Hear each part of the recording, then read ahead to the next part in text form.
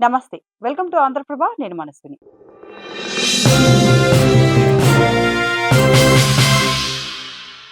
Savings, investment అనేవి ఒకే నాణానికి ఉన్న 2 పార్శ్యాల వంటివి. వీటి మధ్య ఉన్న తేడాలను, లాభాలను లోతుగా విశ్లేషిస్తేనే మన ఆర్థిక భవిష్యత్తుపై ఒక స్పష్టమైన అవగాహన వస్తుంది.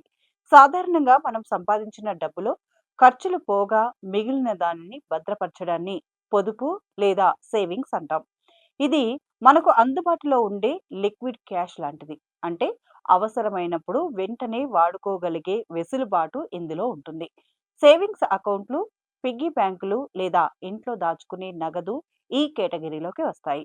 దీనివల్ల మన డబ్బుకు ఎలాంటి ముప్పు ఉండదు. కానీ కాలక్రమేణా ఆ డబ్బులు విలువ పెరగదు. ద్రవ్యోల్బణం రేటు ఏటా పెరుగుతున్న తరుణంలో కేవలం సేవింగ్స్ అకౌంట్లో డబ్బు ఉంచడం వల్ల మీ కొనుగోలు శక్తి తగ్గుతూ వస్తుంది.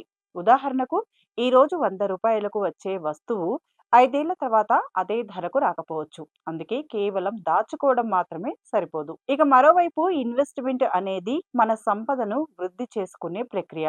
మన దగ్గర ఉన్న అదనపు సొమ్మును stock market, mutual funds, real estate, gold వంటి వివిధ మార్గాల్లో మళ్లించడాన్ని పెట్టుబడి అంటాం. ఇక్కడ మనం మన డబ్బును మన కోసం పనిచేసేలా చేస్తాం. ఇన్వెస్ట్మెంట్‌లో కాంపౌండింగ్ అనే ఒక అద్భుతమైన సూత్రం ఉంటుంది. అంటే మీరు పెట్టిన పెట్టుబడిపై వచ్చే లాభం తిరిగి పెట్టుబడిగా మారి మరింత లాభాన్ని తెచ్చిపెడుతుంది. దీర్ఘకాలికంగా చూస్తే ఇది మీ సంపదను భారీగా పెంచుతుంది. అయితే ఇన్వెస్ట్‌మెంట్‌లో మార్కెట్ ఒడిదుడుకుల వల్ల రిస్క్ ఉంటుంది. కానీ సరైన అవగాహనతో చేసే పెట్టుబడులు సేవింగ్స్ ఇచ్చే వడ్డీ కంటే ఎన్నో రెట్లు ఎక్కువ లాభాలను అందిస్తాయి.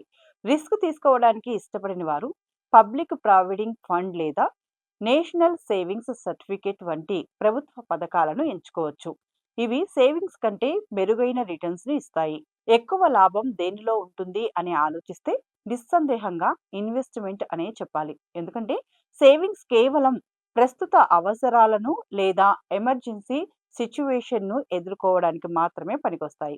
కానీ పిల్లల చదువులు, రిటైర్మెంట్ ప్లానింగ్ లేదా సొంత ఇల్లు వంటి పెద్ద లక్ష్యాలను చేరుకోవాలంటే ఇన్వెస్ట్మెంట్ మార్గమే శరణ్యం. ఒక వ్యక్తి తన ఆదాయంలో కనీసం 20% ఇన్వెస్ట్మెంట్ చేయాలని ఆర్థిక నిపుణులు సూచిస్తారు. మీరు ఎంత త్వరగా ఇన్వెస్ట్ చేయడం ప్రారంభిస్తే అంత ఎక్కువ లాభం పొందుతారు.